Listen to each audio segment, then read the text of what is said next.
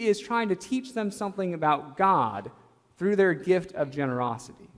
And the key is in that last sentence where he says, "For I have learned how to be content with whatever I have."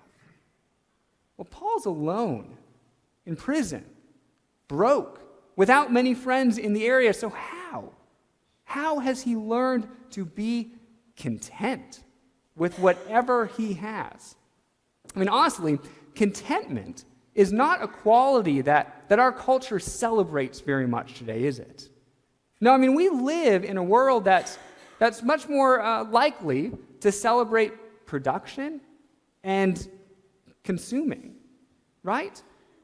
There's always a drive to produce more, to consume more, to have more, to be more, work more long hours, try to get that promotion. On and on it goes. And there's nothing wrong with productivity. No, productivity has its place.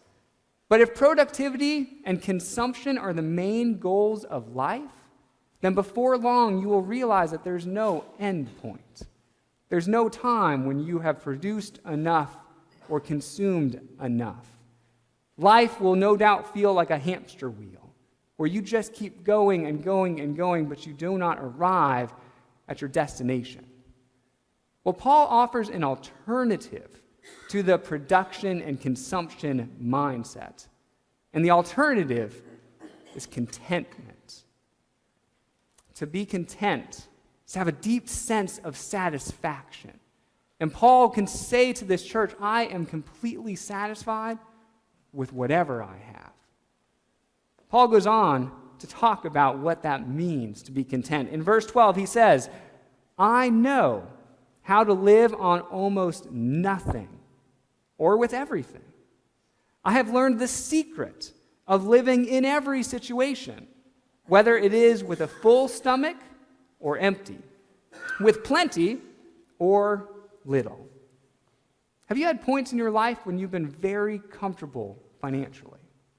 Have you had other points in your life where things were tight and you didn't want to check the mail because you did not want to find a bill? Have you had times where you've had a great big meal and you were simply satisfied? And other times where you were quite hungry, maybe feeling shaky or faint because you had not eaten in a long time? See, most of us have experienced all of these things across the spectrum of life. We've lived with plenty and with want. We've lived with full stomachs and with empty stomachs. The question that Paul is asking us is, wherever you found yourself on that spectrum, whatever situation you found yourself in, could you be content? Could you live with contentment?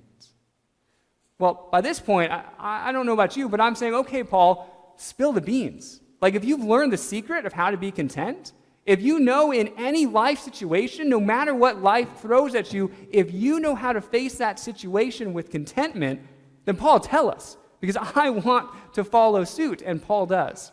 In this next verse, Paul, in a very straightforward way, says, it is through Christ. He says, I can do all things, through Christ who gives me strength.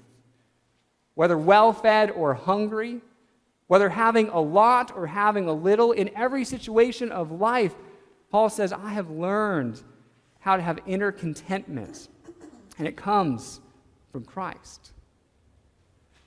I want you to notice in this verse that Paul says that he can do all things, which I really take to mean that Paul can face all things. Now, Paul doesn't say you can face most things, or you can face some things, or if you're feeling really ready for it, if you know it's coming, then you can face it. No, Paul says in all things, no matter what life throws at you, no matter what situation of life or circumstance you find yourself in, Paul says, in all things through Christ.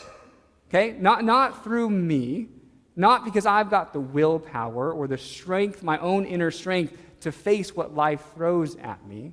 I mean, willpower is good. It's something I want to work on, but if willpower, if I rely on that alone, it eventually will run out. It eventually will be extinguished. No, Paul says, in all things through Christ, right? It's reminding yourself that you've got the presence of Christ within you. And that presence of Christ will strengthen you. It's not your own strength that you rely on to face whatever comes in life, but it is through Christ that we have that inner strength. And so Paul would say, if you find yourself in a situation where you don't have a lot, where you're struggling with contentment, where you don't know what's coming next, Paul says, recognize you've got the very presence of God in you. And may that presence of God then strengthen you to face whatever will come your way.